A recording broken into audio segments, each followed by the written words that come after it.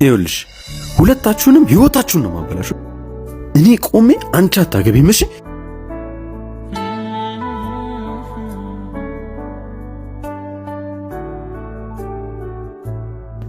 ለምንድን ነው ስልኬን ማታነሺው? ከዚህ በኋላ እኮ እኔ እናንተ ምንም የሚያደዋውለን ነገር ያለ አይመስለኝም። ቆይ እኔ ከሱ በምን አንሼ ነው እሱን ለማግባት ይወስሽ? አሁን ምንም ማውራት አልችልም፣ ቸኩያለሁ። ቁሚ፣ እያናገርኩሽ ነው። ቆይ ከኔ ገንዘብ በልጦብሽ ነው? እሱ አንድ ቀን ይገባሃል። ይኸውልሽ ሁለታችሁንም ህይወታችሁን ነው ማበላሽው።